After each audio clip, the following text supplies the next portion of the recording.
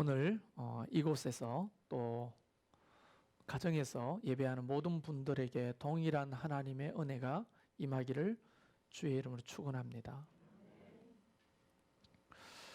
오늘은 5월의 첫 주가 되겠습니다. 5월이 돌아오면은 어때요? 가정의 대소사들이 상당히 많아지죠. 뭐 봄이 돌아왔기 때문에도 그렇지만 또 어린이날, 또 어버이날 이어지는 이런 기념일도 많아가지고 자연스럽게 가족들을 만나는 시간이 또 많아지는 그런 계절입니다.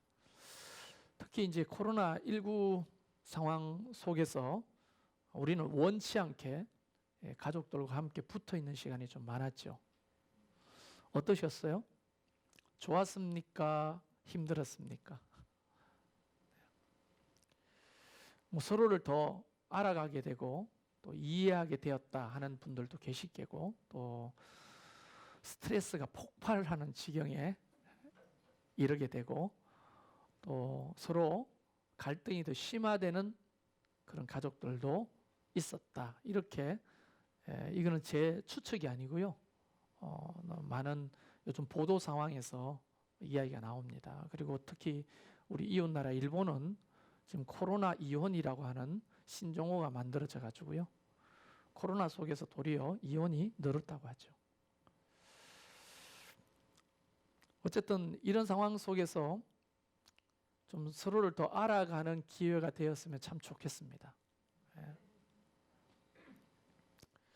어쨌든 우리는 매년 5월이 되면 이 가정의 달을 맞이하게 됩니다. 그래서 우리는 요구받게 되죠. 가정의 소중함을 계속 요구받게 돼요.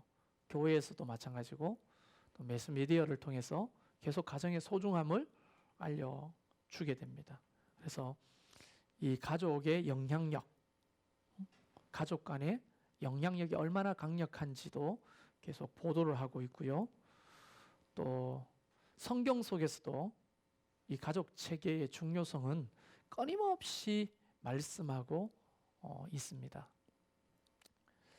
요즘 이슈가 되는 드라마 한 편이 있죠. 어제도 보셨죠? 12시가 넘도록. 굉장히 늦게 하더라고요, 그게. 스카이캐슬 이후로 가장 많은 관심을 받고 있는 부부의 세계라고 하는 드라마입니다. 김희애 씨인가요? 주인공을 맡아 있는데요. 저도 좀 보게 됩니다. 부부의 인연이 얼마나 질긴지, 그리고 또 부부의 갈등, 사랑, 그 다음에 증오, 뭐 이런 연민, 이런 것들을 아주 잘 그리고 있는 드라마더라고요. 그래서 사실은 그 드라마를 보면 굉장히 많은 통찰과 교훈을 얻게 됩니다. 16화까지 있다고 하니까 여러분 많이들 남은 몰아보게 하시든지 한번 보시면서 좀 우리 자신을 좀 돌아보면 좋겠어요. 우리 부부 관계는 어떤지. 그리고 뭐 싱글들도 보면 도움이 될 겁니다. 앞으로 내가 어떤 남자와 여자를 만나서 어떻게 살아야 할지 좀 고민하고, 또 그 부부의 갈등 속에서 고스란히 피해를 겪는 자녀들의 상황도 여러분이 조금 보면 좋겠다 하는 생각이 들었습니다. 어쨌든 오늘부터 한 달 동안 가정의 달입니다. 뭐 개인적으로 저에게도 좀 슬프고 힘든 달이죠, 사실은. 그러나 제가 힘들고 슬프다고 여러분마저 슬프고 힘들 필요는 없는데, 그래도 여러분의 가정이 더 건강하고 행복했으면 좋겠습니다. 그래서 여러분 기억하실지 몰라도 지금 한 3년 전부터 5월달만 되면 가정 특집으로 말씀을 시리즈로 계속 설교해 왔습니다. 그것만 기억해도 부부지간에, 또 부모 자식지간에, 또 형제지간에 성경의 가르침들을 좀 많이 알았을 텐데요. 참 안타까우면서도 한편으로 감사한 것은 다 잊었다는 겁니다. 작년 5월의 그 메시지들을. 그래서 목사는 오늘 똑같은 이야기를 해도 처음 듣는 것처럼 듣는 여러분이 너무 감사한 거죠. 네. 그러나 뭐 제가 또 해먹은 걸 또 해먹는 그런 얍삽한 목사는 아닙니다. 그러나 한 달 동안 가족 체계에 대한 이야기를 성경에서 좀 찾아서 좀 나눠보도록 하겠습니다. 그래서 저를 기대하지 마시고 우리 하나님을 기대하시길 바랍니다. 시작을 해보려고 하는데 오늘 읽었던 이 본문이 여러분 익숙치 않을 겁니다. 역대 상하는 잘 안 읽죠, 성도들이.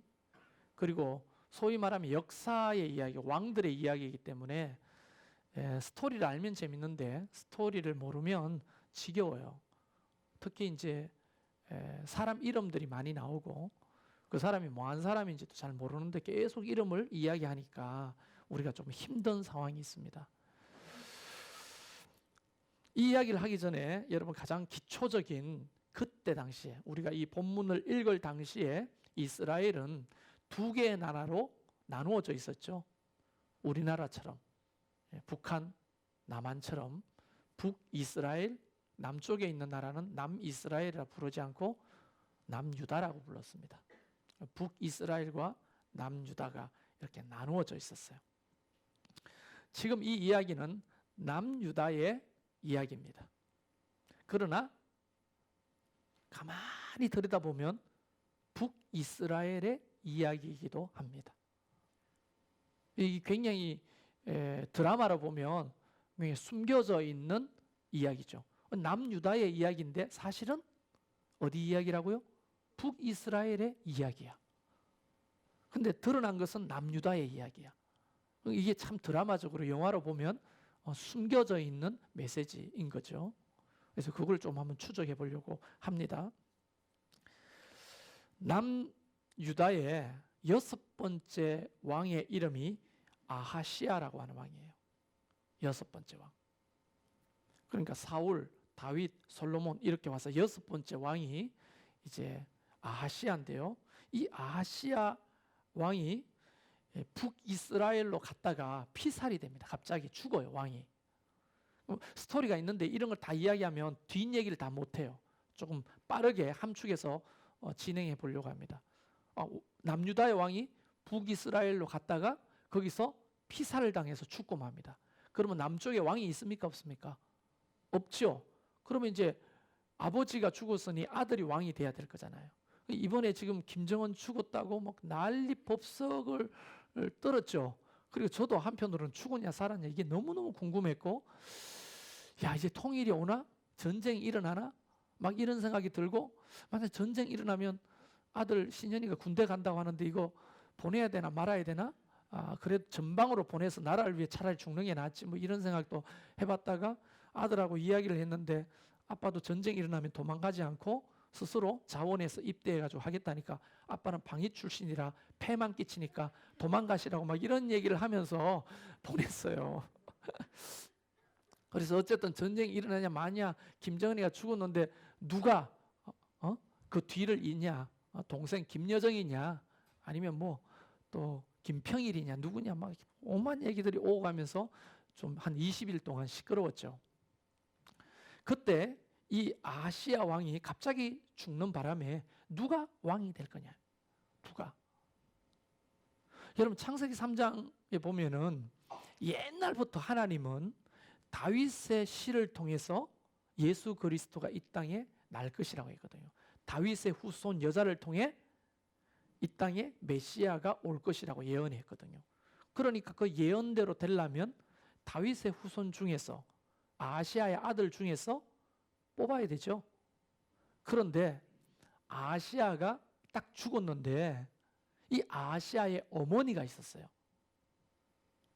그러면 여러분 저도 딸이 죽은 경험이 있지만 말로 설명이 안 돼. 자식이 죽은 거는 어떻게 뭐 설명할 수가 없어요. 예전에 그 세월호 사건 때 수많은 아이들이 죽었을 때 저도 안성에도 가보고 팽목항에도 가보고 했는데요. 나름대로 그 부모의 아픔을 좀 공감해 보려고 애를 썼는데 그때 나는 나름대로 공감하고 참 안 됐다, 힘들겠다 이렇게 생각했는데요. 막상 제가 그것을 경험해 보니까 저는 그 사람들을 공감한 게 아니더라고요.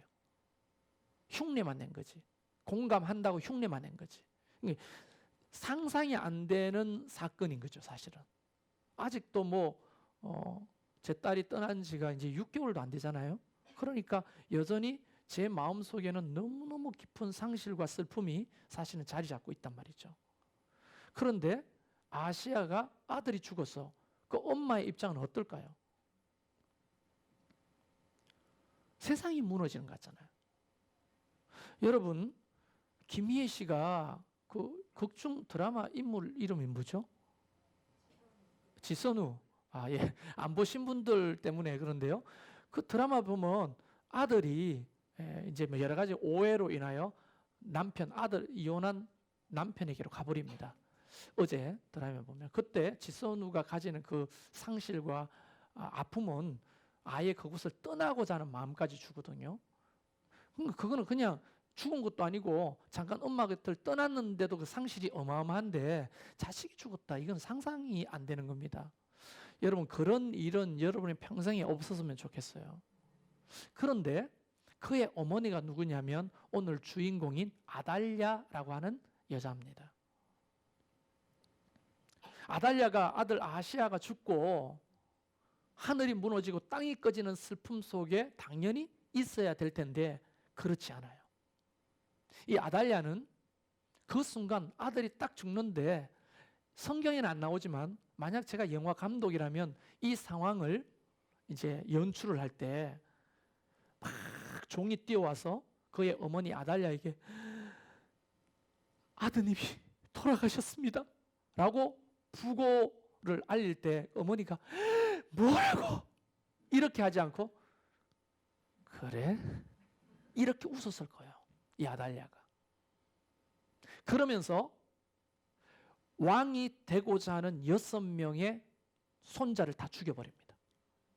아달랴가. 그리고 자기 남편의 형제들까지 다 죽여버려요. 아주 끔찍한 살인을 저지릅니다. 왜요? 이유가 뭘까요? 지가 왕이 되려고. 그래서 아달랴는 결국 유일한 여왕이 됩니다. 여러분, 유다 왕 중에 여왕이 있다는 사실 처음 들었죠? 이 아달랴가 그 여왕이에요. 아들이 죽고 난 다음에 그 왕위를 계승받아야 될 모든 손자들 다 죽였어요. 근데 놀랍게도 한 명이 살아남아요. 오늘 본문에 보면 제사장 여호야다의 아내인 이 여호사브앗이라고 하는 여자가, 이 여호사브앗이 누구냐면 죽은 아시아의 누나예요. 누나가 그 아들을 요아스라고 하는 아들을 침실에다 숨깁니다. 그리고 그 다윗의 씨를 살려요. 6년 동안 교회에서, 그러니까 예배당에서 몰래 키웁니다.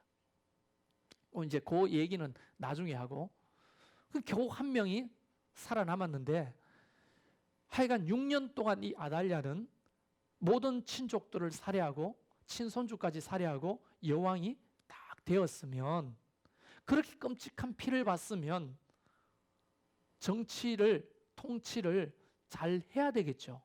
근데 여러분 생각할 때 결론은 이미 정해져 있겠죠. 통치를 잘했을까요? 못했을까요? 너무나 못했어요. 6년 동안 암흑 중에 암흑이었어. 참 놀랍죠. 그런데 이렇게 반사회적이고 폭력적인 아달랴. 이 여자가 여러분 오늘 처음 들은 여자죠. 사실은 처음 들은 여자일 거예요. 아달랴라고 하는 여왕이.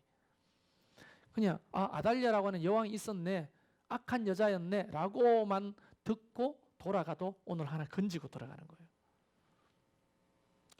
그 여인은 연민이나 일말의 죄책감 같은 것이 전혀 없었습니다. 오늘날로 말하면 사이코패스입니다. 그가 권력을 가졌으니 소시오패스이기도 하죠. 많이 들어보셨죠? 사이코패스.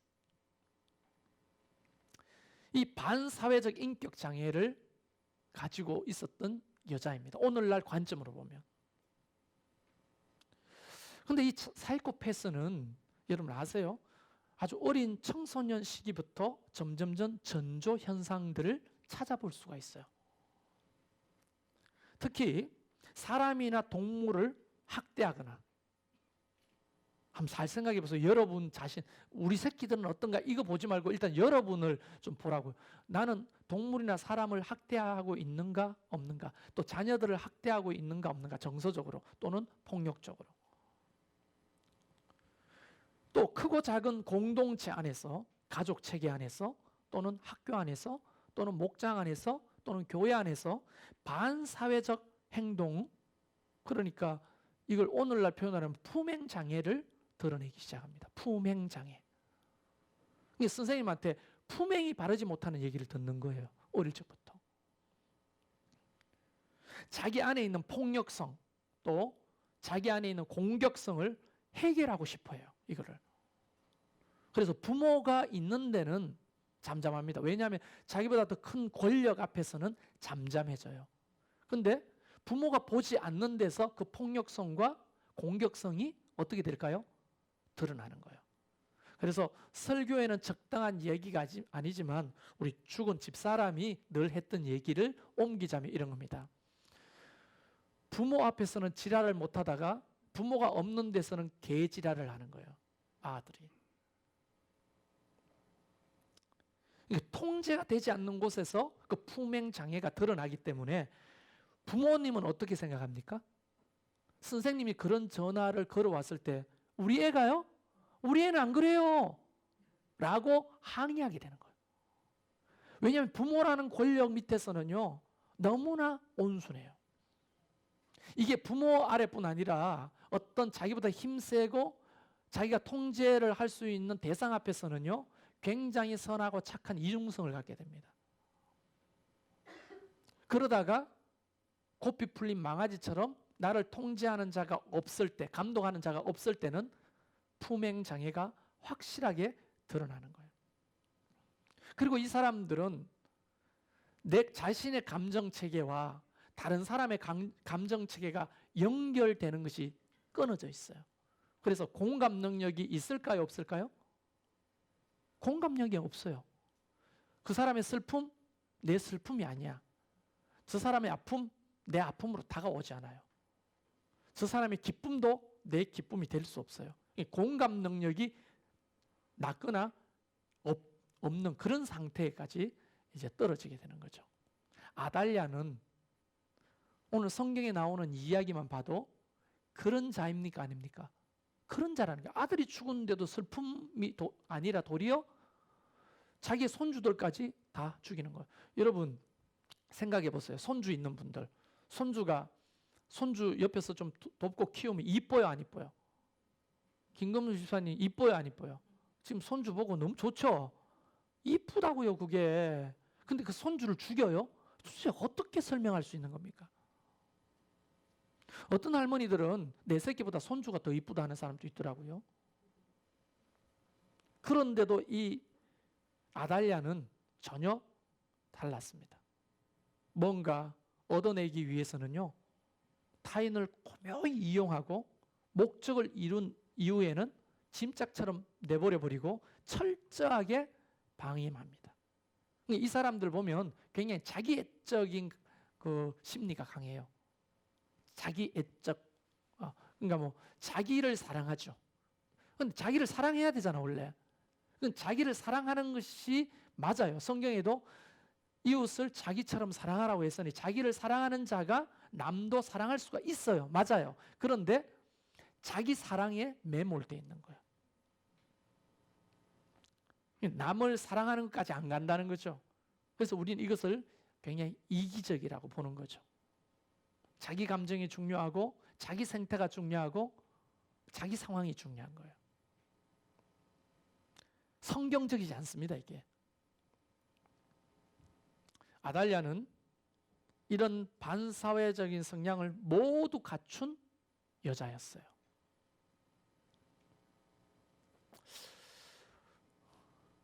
유영철 이야기를 좀 해볼까요? 유영철 아시죠? 뭐 조금 덜추기가 힘들 정도로, 다루기가 힘들 정도로 아주 복잡한 인물입니다. 유영철을 다루는 지금 이야기하는 이유가 있어요. 21명의 여성을 잔인하게 살인했습니다. 살인할 때 최고조의 주의상스가 최고의 극도의 쾌락을 말하는 거예요.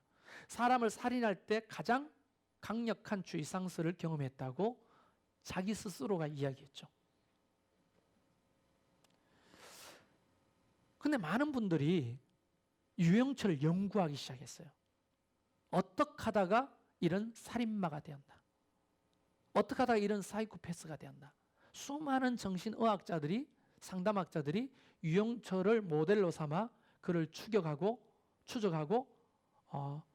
연구하게 됐는데요. 많은 결과물들이 나와 있어요. 논문으로. 근데 성격 발달 과정 속에서 슈퍼에고라고 하는 도덕적 자아가 더 이상 발달하지 않았다는 거예요. 유영철에게는.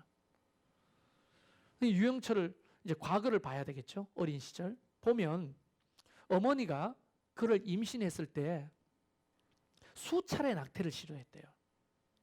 유영철 어머니가. 여러분 지금 제가 오해하지 마십시오. 저는 유영철을 두둔하거나 유영철을 편들 마음이 1도 없습니다. 알겠죠? 그러나 팩트를 이야기하는 거예요. 아버지는 알코올 중독자였고 외도를 일삼았어요. 유영철의 아버지는. 생활 능력도 없었습니다. 그래서 그 어머니, 유영철의 어머니는 결혼 생활에 진절머리가 났겠어요? 안 났겠어요? 진절머리가 났겠죠. 이 진절머리가 난 이 유영철의 어머니는 유영철 태어난 것을 늘 원망했대요. 그리고 하지 말아야 될 수많은 이야기들을 유영철한테 했겠죠. 평생의 짐짝처럼 유영철을 대했다는 겁니다. 그리고 폭언과 폭력 속에 유영철은 두들겨 맞고 살은 거죠. 결국은 어머니도 이 유영철을 버렸어요. 그래서 이 유영철은 다른 여자와 살고 있는 아버지에게로 보내졌습니다. 그런데 아버지는 오냐 잘 오너라 했겠어요? 그곳에서 엄청나게 또 구박을 받았어요. 그리고 그는 18살에 집을 뛰쳐나와가지고 수개월 동안 노숙 생활을 하게 됩니다. 그러다가 훗날 자신이 그림 그리는데 재주 있다는 것을 알게 돼요. 그래서 꿈을 키우는데 병원에서 생명이라고 하는 진단을 받게 됩니다. 그 꿈이 좌절돼요. 그리고 전전하다가 한 여자를 만나죠. 그리고 사랑에 빠져서 동거를 하게 되는데 결국 그 여자에게서도 버림을 받게 됩니다. 유영철은 어린 시절부터 끊임없이 빈곤과 방임, 거절과 버림 속에서 살았던 거예요. 그러면서 그가 그 속에서 발달해 오면서 소위 말하면 슈퍼에고, 도덕적 자아가 형성될 만한 기회도 없었을 뿐더러 그가 보고 배운 것들이 주로 어떤 것이겠어요? 폭력, 정서, 학대? 이런 것들이겠죠.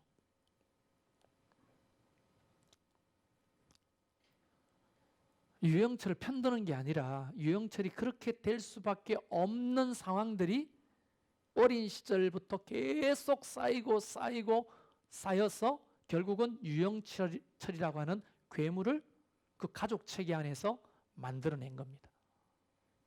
절대로 어느 날 갑자기 유영철이라는 존재가 반사회적인 행동으로 세상에 등장하지 않는다는 거예요, 이게.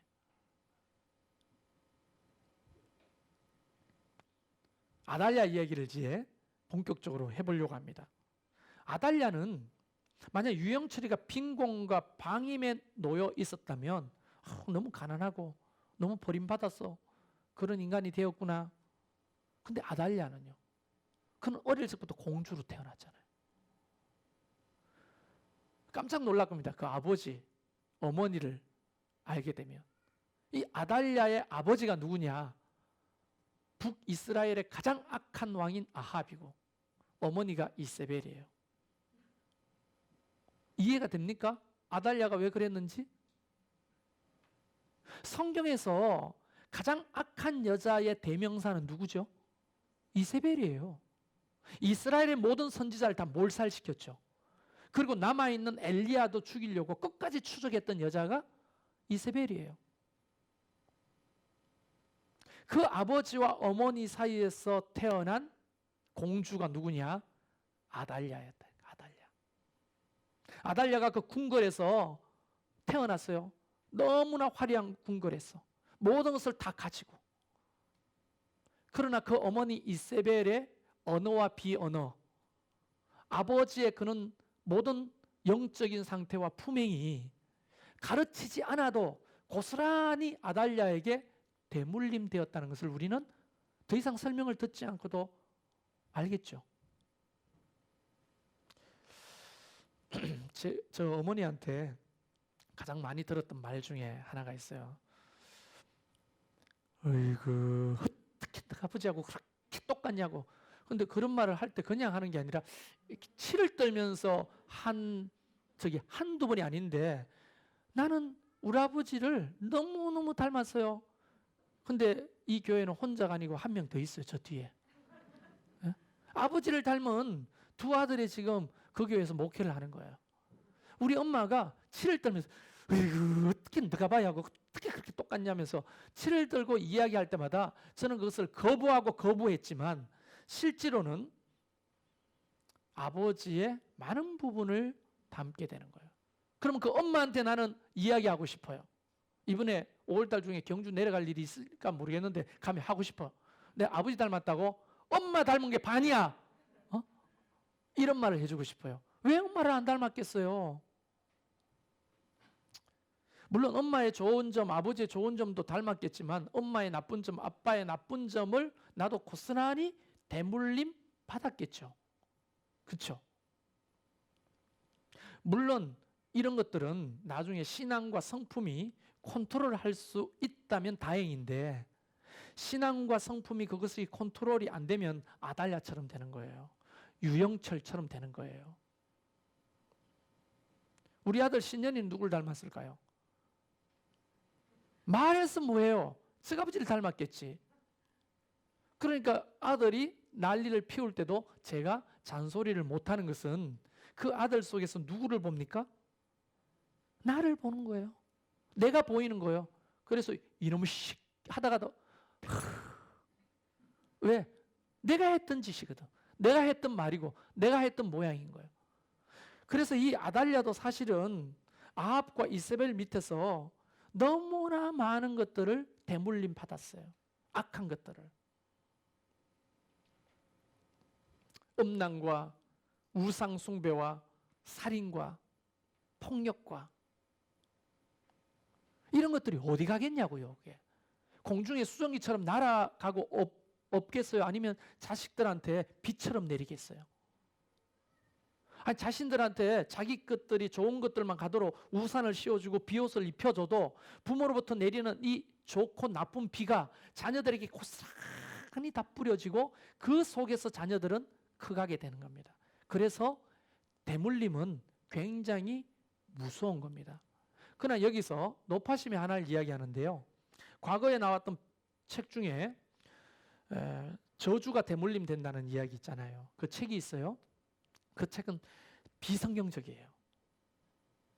저주가 대물림 된다기보다도 그런 정서와 학습이 대물림 되는 거예요. 문화가. 그래서 보세요. 아버지가 알코올 중독인 자녀들은 알코올 중독일 가능성이 높을까요? 낮을까요? 높아요. 보고 배운 게 뭐겠어요? 그러니까 최대성 목사님하고 저는요, 술을 먹으면요 너무나 잘 먹을 수밖에 없어요. 안 먹는 것뿐이에요. 어제도 신방 왔는데 술 한잔 하신 어르신이 왔잖아요. 한잔 하고 싶더라니까. 피가 흘러요.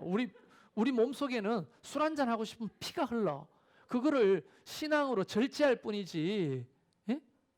우리 속에는 보고 배운 게 그거잖아요. 어릴 적부터 맨날 젓가락 가지고 두드리면서 오동추야 다리 발가 노래 부르고 이 소주통에 숟가락 2개 꼽아가지고 허벅지 꿇고 뛰면서 막 노래 부르고 춤추는 거.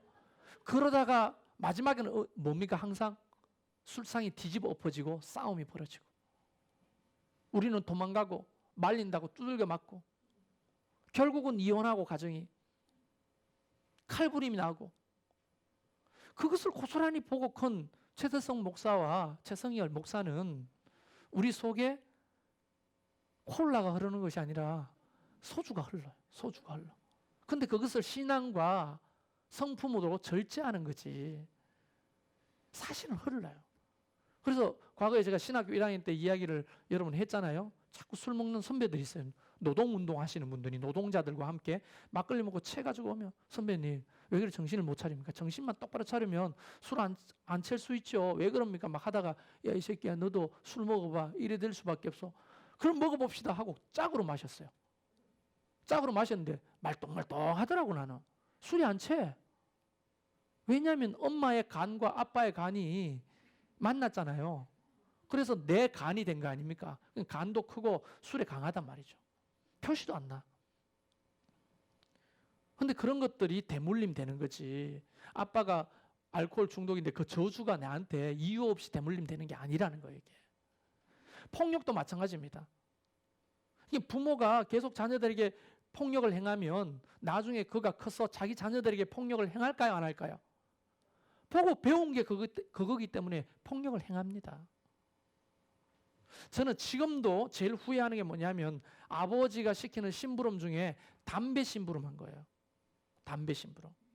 최대성 목사도 많이 했어. 500원짜리 주면서 소란갑 사오느라 이러면 예 하고 돈을 잡고 막 떼어가지고 소를 사와. 그럼 아버지한테 드려. 그럼 아버지가 100원, 200원 또 용돈을. 그러면 담배 심부름 안 시키나 이따가 또 심부름 시키면 아버지 제가 갔다 올게요. 이러고는 담배 심부름. 우리 아버지 폐암으로 돌아가셨잖아요. 내가 죽였다는 생각이 막 드는 거야. 그리고 옛날에 또 수학여행 갔다 와가지고 선물을 사잖아요. 보통 수학여행 갔다 오면 부모 선물을 사오잖아요. 제가 뭐 사왔을까요? 담배 한 보루. 아버지한테 담배 한 보루를 선물로 사준 적도 있어요. 용돈을 아껴가지고. 그럼 몰랐죠. 폐암으로 돌아가셨죠.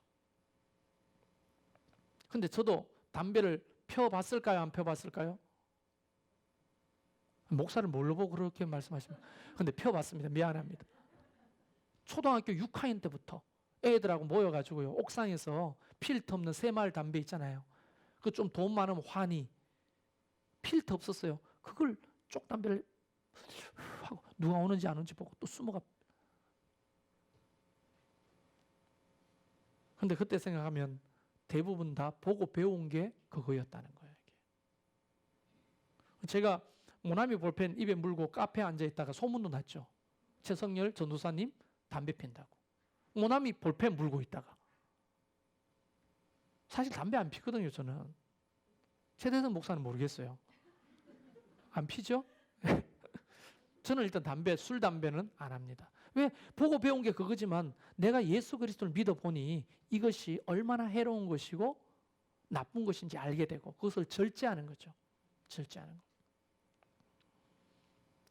이처럼 아달랴의 이 악행도 아버지 아합과 어머니 이사벨에게서부터 내려오는 거예요. 자, 그러면 죽은 아시아 왕 이야기 좀 해볼까요? 그러면 죽은 이 아시아는요, 그 어머니 아달랴에게서부터 뭘 물려받았을까요? 좋은 거, 나쁜 거? 나쁜 거겠죠. 그 아시아가 1년 왕노릇하고 죽었거든요. 그 1년 동안 어떻게 산 줄 아세요? 1년 동안 뭐라고 되어 있냐면 역대하 22장 3절 4절 보면 아시아도 아합의 집 길로 행하였으니 이는 그의 어머니가 꾀어 악을 행하게 하였습니다. 그는 아버지가 죽은 후에 그가 패망하게 하는 아합의 집의 가르침을 따라 여호와 보시기에 아합의 집같이 악을 행하였더라. 자, 어머니 아달랴로부터 오는 것이 아니라 그 할아버지 아합에게서부터 왔다는 것을 이야기하잖아요. 아시아 왕도 1년 왕노로 다 죽었지만 하나님이 그를 죽이셨거든요. 왜냐하면 그의 악행이 너무 심했어요. 아합왕처럼 그렇게 악이 심했다는 거예요. 모두가 보면 대물림되고 대물림되고 대물림되는 거예요. 결국 성경에 보면 마태복음 1장에 예수님의 족보가 쫙 나오죠. 그 족보에 아달랴, 아하시야, 요아스, 아마샤 이렇게 5대, 6대, 7대, 8대 왕의 이름이 없어요. 왕의 이름이 없는, 족보에 왕의 이름이 없는 그 가정은 대부분도 다 어떻게 여호와 보시기에 악을 행한 왕들입니다. 자, 여기에서 이 이야기로 끝나면 안 되겠죠. 자, 우리는 지금 아달랴라고 하는 인물을 잠깐 살펴봤지만 이 아달랴라고 하는 인물이 만들어질 때는 누구의 작품이냐? 그 아버지 아합과 그 어머니 이사벨의 작품이고, 그러게 오늘 등장하는 죽었던 아시아 왕은 누구의 작품이냐? 어머니 누구요? 아달랴의 작품이라는 거예요. 이게 대물림이에요. 엄청나게 무서운 일이 가족 체계 안에서 벌어진 일이 꼭 아달랴뿐 아니라 여러 가문에서 나타나고 있습니다. 그러면 수천 년이 지났지만 지금도 우리의 가정 안에는 이 대물림이 진행되고 있을까요? 안 되고 있을까요? 좋은 것이든 나쁜 것이든 대물림이 계속될 거예요. 그리고 우리는 대부분 부모님들이 이 착각 속에 살죠. 나는 우리 자녀에게 이 정도는 아니야. 나는 괜찮은 엄마야, 아버지야. 그리고 우리 애들은 그 정도는 아닐 거야. 이게 착각이야. 이게 착각이라고요. 선생님들이 대부분 그걸 느낀대요. 부모님들이 얼마나 자기 자녀에 대해 많은 착각을 가지고 있는지. 그리고 크리스찬 부모들이 더 별나다는 거예요. 왜냐하면 자기 신념에 빠져서 우리 자녀들은 내가 기도하기 때문에 절대로 안 그럴 것이라고. 그래요, 안 그래요? 그런데 그게 다 한낱 신기루에 불과할 수 있다는 것을 알아야 합니다. 그래서 중요한 것은 뭐냐? 부모로부터 우리 아이들이 모국어를 대물림 받아요. 모국어라 하면 한국 사람은 한국말하고 미국 사람은 미국말 한다는 말이 아니라 이 모국어라고 하는 부모가 사용했던 언어 체계를 그대로 아이들이 대물림 받는 거예요. 자, 이세벨이 가지고 있던 언어 체계가 딸 아달랴에게 고스란히 갔을까요? 안 갔을까요? 표독하고 악하고 잔인한 그 말투가 그대로 학습돼 대물림되는 거예요. 그래서 저도 아버지로부터 물려받은 말 중에 이놈의 새끼가 라고 하는 말이 끊임없이 들었던 이 말이 아들한테 끊임없이 그게 나도 모르게 나오는 거예요. 뭐 조금만 잘못하면 이놈의 새끼가 막. 지금 집에서 개를 키우거든요. 개한테도 이놈의 새끼가 이 말이 계속 나오는 거야. 이건 가만히 설교를 준비하다 가만히 생각해보면 이게 누가 사용했던 말이지? 누가 사용했던 말일까요? 우리 아버지가 사용했던 말인데 우리 아버지는 그것을 어디서 배웠을까요? 그렇죠? 상상할 수 있죠. 이게 대물림되는 모국어예요. 그래서 싱글들한테 말합니다. 남자를 만나고 여자를 만날 때 모국어가 아주 좋은 사람을 만나야 되는 거예요. 순간 태어나는 말들이 모국어가 좋아야 돼요. 인격적이고 그 다음에 굉장히 매너 있어야 돼요. 근데 대부분 특히 다 그런 건 아닙니다만은 나 같은 소수의 사람들은 이 모국어를 숨기죠. 여자를 만날 때. 그리고 굉장히 젠틀하게 하죠. 괜찮았어요? 아, 네, 괜찮습니다. 아, 별 말씀을요. 이러다가 결혼 딱 하면 이놈의 새끼가 막 이런 말이 나오는 거예요. 편해지지만. 그래서 갑자기 결혼하는 거 안 돼요. 사귀어보고 그 모국어가 나올 때까지 기다려봐야 돼요. 그 모국어가 어떤 모국어를 쓰는지를 통찰해봐야 돼요. 여자고 남자고 간에. 맨날 앵앵거리고 쨍쨍거리고 짜증내는 이 모국어를 여자들이 많이 쓰죠. 누구로부터 배웠을까요? 어머니로부터 배운 거예요. 어머니로부터. 그러니까 우리가 여기서 그 대물림을 인격과 신앙으로 끊어주는 게 중요한 거예요. 그게 신앙적 훈련이 필요하다는 거예요. 이게. 신앙은 두말할 것 없이 대물림 되겠죠. 엄마의 그 기도, 아빠의 그 믿음, 이런 것들이 보고 배우는 거예요. 아주 무서운 거예요. 우리가 헌금 생활이나 또 봉사 생활 같은 걸 이렇게 성도들 보면요, 스스럼 없이 잘 하시는 분들이 계셔요. 근데 보면 부모한테 배운 사람들이 스스럼 없이 대부분 잘해요.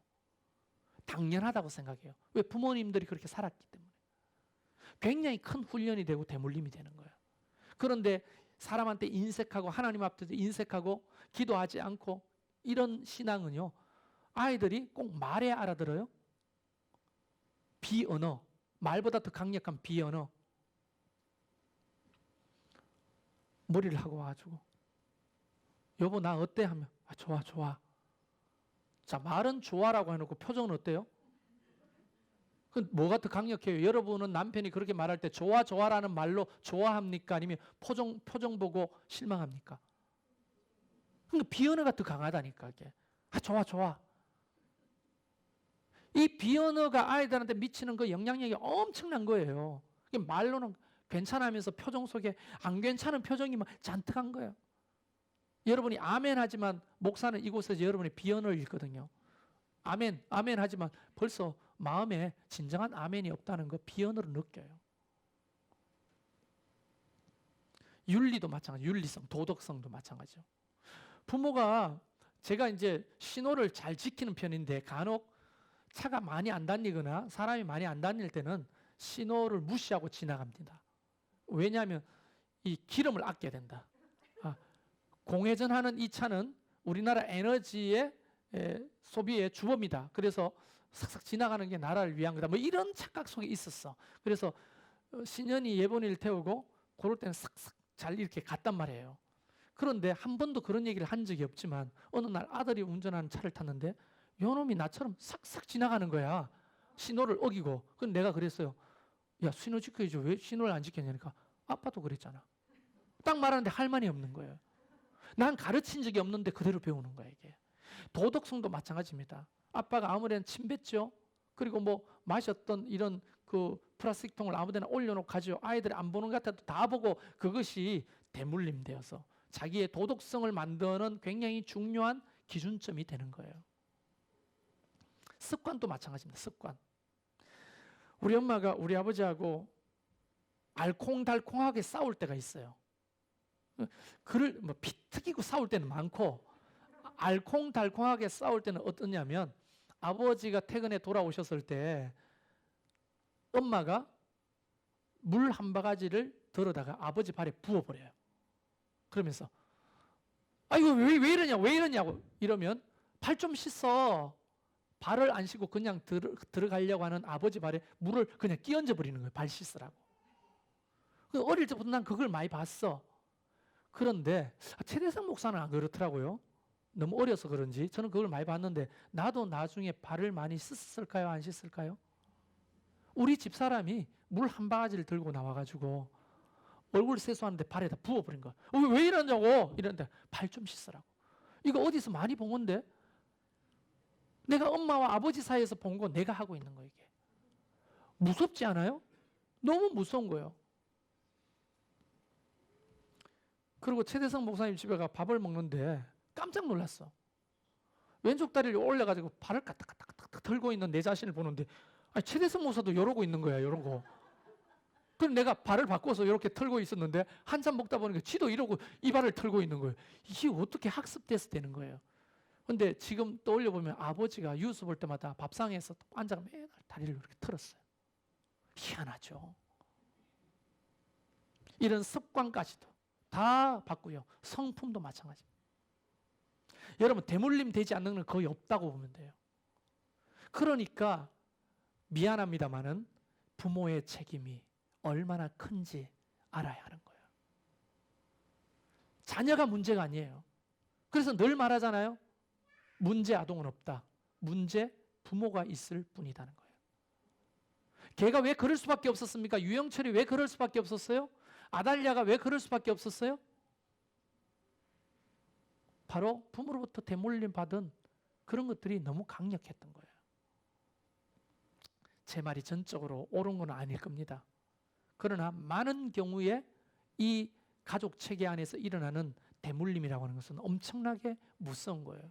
오늘 이 아달랴의 이야기를 했지만 이 아달랴가 아주 끔찍한 사악한 여자가 된 것은 그에게 아주 사악하고 끔찍한 어머니가 있었다는 사실을 기억하십시오. 그 아들이 너무너무 악을 행하는 왕이었지만 그 아들이 똑같이 어머니, 할아버지를 보고 배웠다는 사실을 기억하시라고요. 그래서 이 가문은요, 멸절당합니다. 하나님의 손에 의해서 멸절당해요. 그래서 하나님이 끊어버리는 거예요. 그리고 다른 왕조를, 다윗의 시를 통해서 다른 왕조를 시작하는 거예요. 그래도 그 대물림이 악하면 어떻게 될까요? 하나님이 나라를 그냥 문 닫아버리시죠. 북이스라엘 문 닫아버리시고 남유다를 문 닫아버려요. 하나님이 다시 시작하시는 거예요. 이게 역사 속에 나라 속에서만 있는 게 아니라 가정 속에서도 똑같이 일어납니다. 그래서 우리 형제들이 그런 얘기를 해요. 아버지, 엄마의 삶을 닫고 새로운 가문을 일으키자. 우리 때 그걸 못하면 우리 자녀들이 그 가문을 일으키도록 하자. 이런 얘기를 굉장히 많이 합니다. 그래서 우리는 제사의 문을 닫았어요. 평생 드렸던 그 제사의 문, 우상 숭배하던 문을 닫았습니다. 예배의 문을 열게 됐습니다. 그것을 보고 자란 아이들이 결국은 하나님 앞에 세워질 거라고 믿기 때문에. 아직도 간혹 제사밥이 생각나요. 어릴 적에 먹었던 그 제사밥이. 왜냐하면 가장 잘 먹는 날은 언제죠? 제삿날이니까. 근데 그것을 더 이상 제사밥이 좋다고 계속 제사 지낼 수 없잖아요. 그걸 닫았어요. 믿음으로. 술, 담배 그걸 닫았습니다. 우리 가문은. 우리 자녀들은 더 이상 술, 담배 하지 않길 바라는 거죠. 그러나 자식이 내 마음대로 돼야 안 돼요. 또 밖에서 영향받는 게 많죠. 친구들 사이에서 다른 문화에서 영향받는 것도 엄청나게 많은데 오늘 포인트는 그게 아니라 가정체계 안에서의 입니다. 오늘 기억하십시오. 하나만. 아달랴. 그 여자가 왜 그럴 수밖에 없었는지. 그 부모라고 하는 엄청난 대물려준 대상이 있었다는 것 기억하십시오. 그것이 우리 가족 체계 안에서도 그대로 일어납니다. 영적으로는요, 그 목사 밑에서 그런 성도가 나고요, 그런 목자 밑에서 그런 목원이 나는 거예요. 그래서 우리 모두가 다 하나님 앞에 건강하고 바르게 세워지는 저와 여러분이 되기를 주의 이름으로 축원합니다. 우리 같이 찬양을 좀 해보겠습니다.